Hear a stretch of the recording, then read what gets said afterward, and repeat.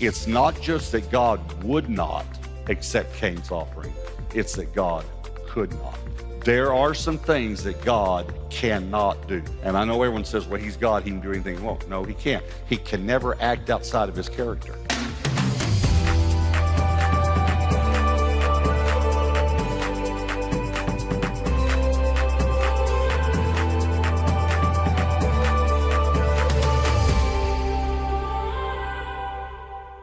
The title of the message is The Principle of the First. The principle of the first. And it runs all through Scripture. We're even going to go back to the Garden of Eden. So it's all through Scripture, all right? So here's the first principle. I'm going to show you some illustrations of the principle of the first. 3 illustrations by my points. And let me say this also. If God is first in your life, everything in your life will come into order. Everything. That doesn't mean you won't have tribulation, because Jesus said in this world you'll have tribulation. But then he said, but be excited about it, or be of good cheer, because I've overcome the world. It's okay. I've already taken care of this for you. But you will have tribulation. So I'm not saying you'll never go through a difficulty. I'm not saying that. But if God is not first in your life, then nothing will come into order in your life.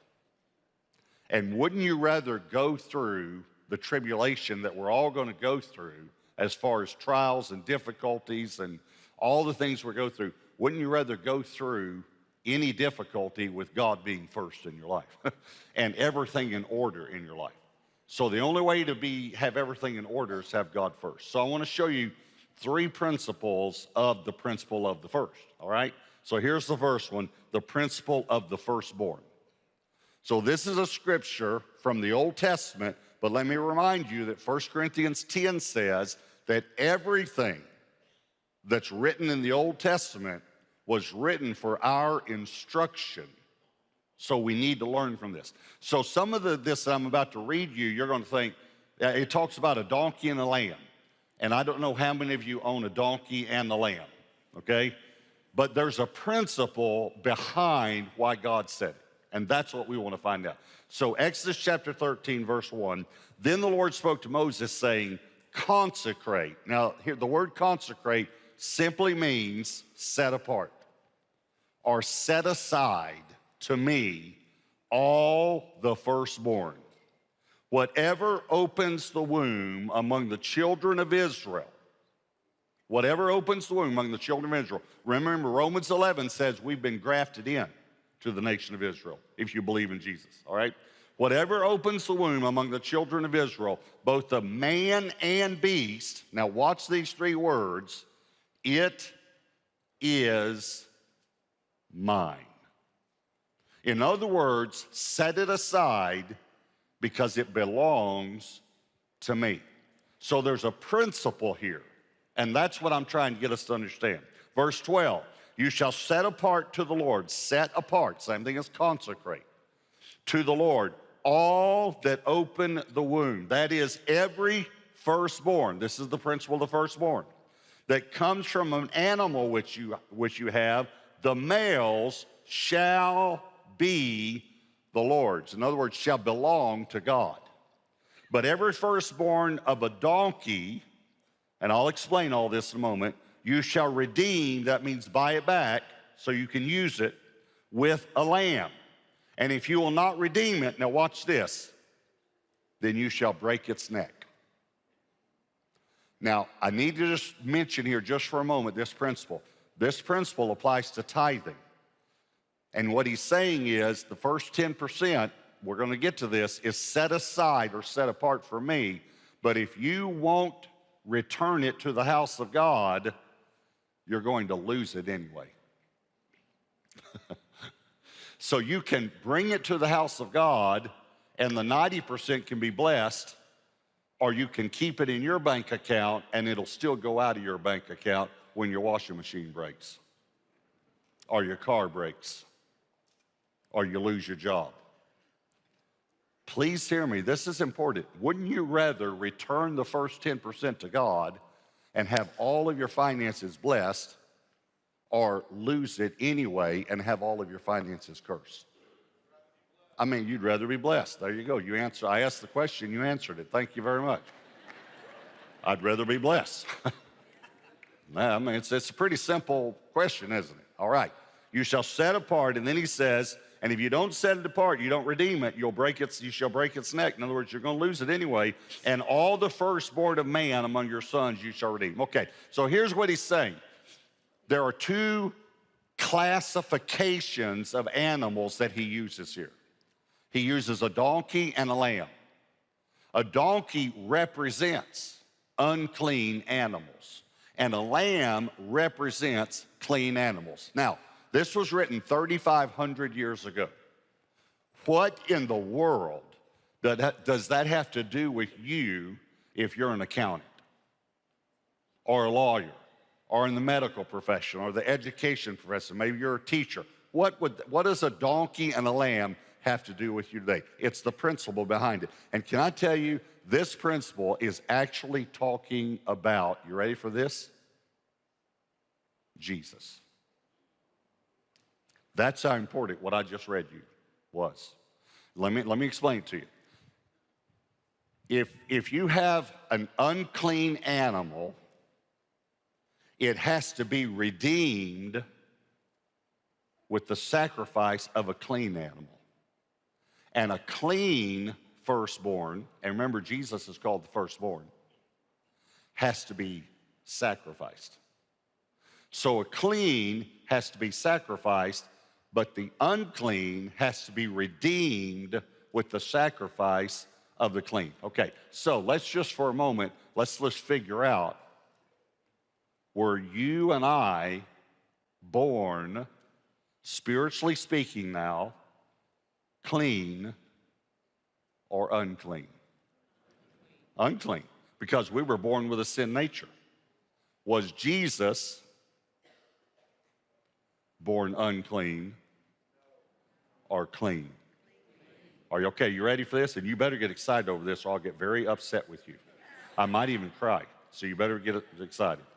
Listen, this is what we just read. The clean had to be sacrificed so that the unclean could be redeemed. That's what we just read. The first one redeems the rest. Here's the thing that you have to understand. He didn't say, wait until you have 10 lambs and then give me one, and you can give me the one that you don't like that keeps getting in your garden every day. He said, give me the first one when you don't have the other 9. See, here's what this is the principle of faith. Because you have to give the first one before you have the other 9. Do you realize what tithing is? You don't pay all your bills and then tithe. You tithe first and then you pay your bills. Because it's faith. What God's trying to do is build faith in your life. Think about this. When they went into the promised land, God said, bring all of the silver and gold from Jericho into the house of the Lord. Why did he say that? Because Jericho was the first city. See, there are only 2 choices. Now, I'm going to say this very strongly, okay? And hopefully all of you love me for me to say this strongly. You study the Bible yourself, because I've been studying it 43 years. I've been studying this for 38 years. You only have 2 choices with the tithe, the first 10% of your income. You can bring it to the house of God, or you can steal it. Just read it yourself. Those are only 2 choices you have with the first 10% of your income. Here's the second principle, the principle of the first fruits. So there's a principle, the firstborn belongs to God. We're going to get to tithing in a minute. The principle of the first fruits.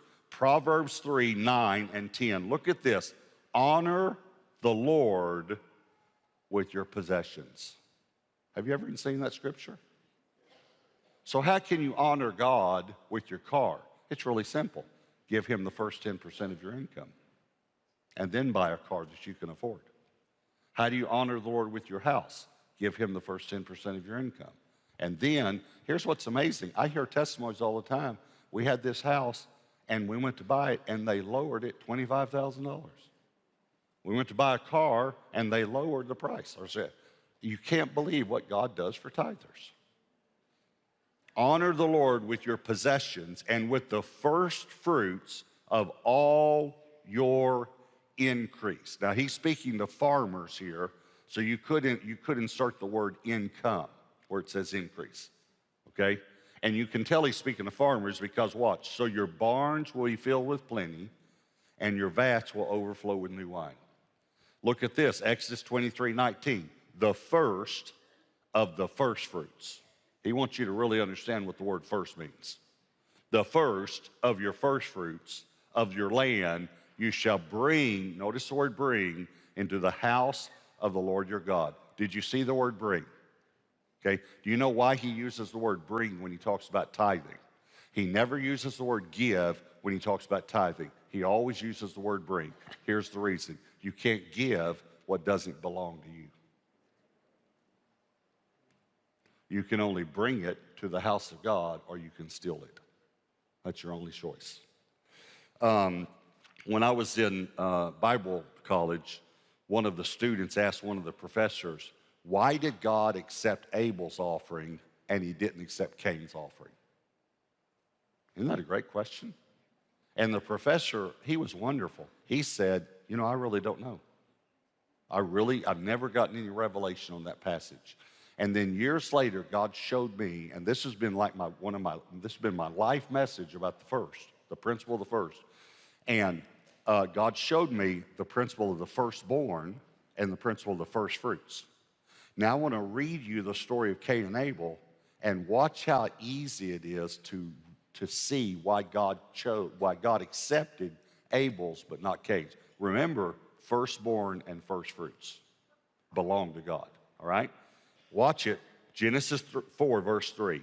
And in the process of time, in other words, over time, it came to pass, it just kind of happened, that Cain brought an offering of the fruit of the ground to the Lord. Notice it does not say first fruits. Just in the process of time, just whenever Cain wanted to, it just kind of happened that he brought an offering of the fruit of the ground to the Lord, not first fruits. Abel also brought of the firstborn of his flock and of their fat. And the Lord respected Abel and his offering. He didn't just respect his offering, he respected him. But he did not respect Cain and his offering. Is that clear? By the way, this is 2,500 years before the law. You want to explain that one to me?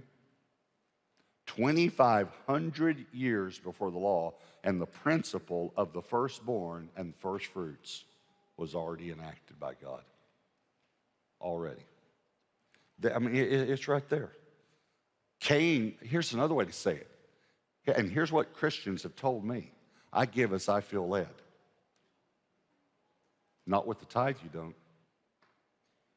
Because that means that you think that that money is yours. It is the Lord's. It belongs to him. It's set apart. It's consecrated to him. We've already read that. You return it to the house of God. You bring it to the house of God. You don't give it to God. You bring it to the house of God. You return it to him. And so here's really what Cain did. He gave what he wanted when he wanted, or as he felt led. Abel brought the firstborn. Now, it's not just, let me go into a little theology for you, if you don't mind, okay? It's not just that God would not accept Cain's offering. It's that God could not. There are some things that God cannot do. And I know everyone says, well, he's God, he can do anything he wants. No, he can't. He can never act outside of his character. For instance, God can't sin.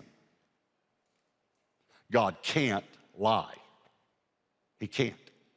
because he is truth. Jesus said, I am the way, the truth, and life. I am the truth. So he can't lie. There are things God can't do. God can never be second. He can't. This is called the preeminence of God. One of the best studies is to study the attributes of God. He's preeminent. That means he's first of all, higher than all, before all, and above all. So he can never be second. So when Abel brought a first offering, God said, I can accept that. When Cain did not bring a first offering, God said, I can't accept that. Can you imagine bringing God second best? He's not going to accept it. All right, so here's the third one, the principle of the first 10%. This is all through Scripture. The reason it's first is if it belongs to God, it has to be first. We saw the firstborn belonged to God. We saw the first fruits belonged to God. They were consecrated for the house of God. All right, here's the tithe, the first 10% of your increase. Watch this. Very simple. It's going to be very clear. It belongs to God. Leviticus 27:30. And all the tithe of the land, whether of the seed of the land or of the fruit of the tree, is the Lord's. Belongs to God. It is holy, which again means set apart to the Lord. Now, I have to show you something about the tithe. Remember I told you last week that the tithe could be more personal to Jesus than what you think? It also might be more personal to the Father than what you think, because it represents Jesus. All right, so we talked about the firstborn belongs to God. Colossians 1:15, he, Jesus, is the image of the invisible God, the firstborn over all creation. All right, we talked about first fruits, 1 Corinthians 15:20, but now Christ is risen from the dead and has become the first fruits of those who have fallen asleep. Okay, you want me to tell you something really incredible? Jesus is God's tithe. You want to know why? Because you give the tithe first. You don't wait to see if you have enough after paying your bills. You don't wait to see if your sheep has 10 lambs. You give the first one. Okay. God gave Jesus before we straightened up. God gave Jesus while we were spitting on him, mocking him, scourging him, and nailing him to a cross. And you will see the scripture, Romans 5, verse 8. But God demonstrates his own love toward us in that while we were still sinners, Christ died for us. And Romans also tells us that God gave Jesus in hope, and that's the same root word for faith, in hope that we would accept him. See, this whole tithing thing is a whole lot more personal to God. All right, so how does this work out, the first 10%? So I'm going to have to give you a math illustration, okay? So you have 10 $100 bills in your hand, and the tithe is 1/10, okay? So 2 questions. First of all, how much is the tithe? $100. It's funny to watch some of your faces. All right, and that's okay, because you're good in subjects I'm not good in, okay? All right, so, all right. But it's $100, okay? But here's the second question. Which one is the tithe? Well, yes, we're saying the first one because we're talking about a message about the first. But how do you know which one's the first one? Listen, it's the first one to leave your hand. In other words, if you go home and you say, let me set aside some for the mortgage, let me set aside some for the car, let me set aside some for clothes and food, and here's God's portion. That's not God's portion. You gave God's portion to the mortgage company. And the mortgage company does not have the power to bless your finances. But God does. And what a lot of people do is say, here's some for this, here's some for this, here's some for this. And then they say, oh no, there's not enough left over for God. Can I just let you know he wouldn't accept it anyway? And he couldn't accept it because he's first. Okay, so let me read you one more passage and then we're finished. Remember back at Exodus 13, we talked about this principle of the firstborn.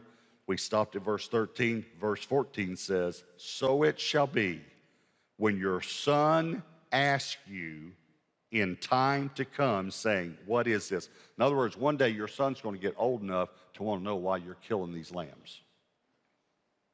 That you shall say to him, here's your answer, by strength of hand. One version says, by a mighty hand, the Lord brought us out of Egypt, out of the house of bondage. And it came to pass when Pharaoh was stubborn about letting us go, that the Lord killed all the firstborn in the land of Egypt, both the firstborn of man and the firstborn of beasts. Therefore, this is the reason I sacrifice to the Lord all males that open the womb, but all the firstborn of my sons I redeem. Okay, so here's what he explained to him. Here's how you tell your children why you do this. One day your son's going to say to you, you know, Dad, you asked me to take over the books. And Dad, you might not even know you do this. You know, we all have blind spots.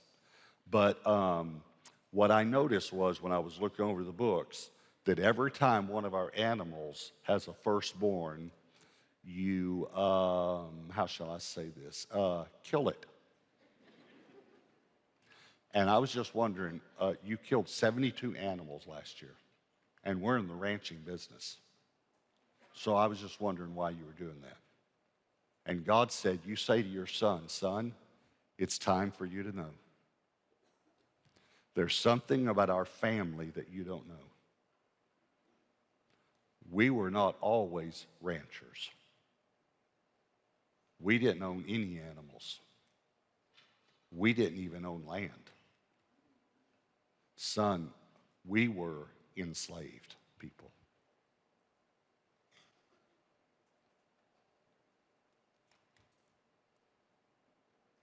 But God, with a mighty hand, redeemed us and gave us all that we have now. Therefore, we gladly give to God the first of all of our increase. Now, this was written 3,500 years ago. I had this happen with Josh, my oldest, my firstborn, and with James. Both of them this happened to. And then I taught Elaine about it one day. I called her in to teach her this. But one day, Josh walks into my office. And here's what I used to do years ago. And so he was just a young man, like 9, 10 years old. I would write the tithe check and set it over to the side, and then I would pay all the bills. But I'd always write the tithe check first and then take it to church on that Sunday. So anyway, so the tithe check is sitting over here, and I'm paying the bills, and Josh came in, and he saw it, and he said, Dad, why are you giving so much money to the church? And I took my son, and I did it with James as well, and I put him in my lap, and I said, son, it's time for you to know something about our family that you don't know.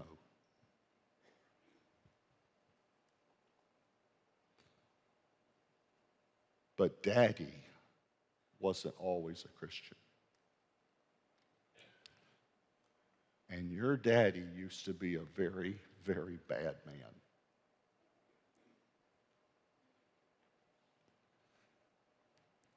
And I couldn't stop being bad.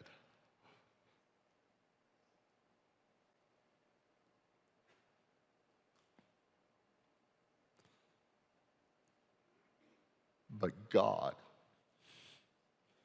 with a mighty hand, redeemed your daddy and gave him everything that we have now. Therefore, I gladly give to God the first of all of my increase.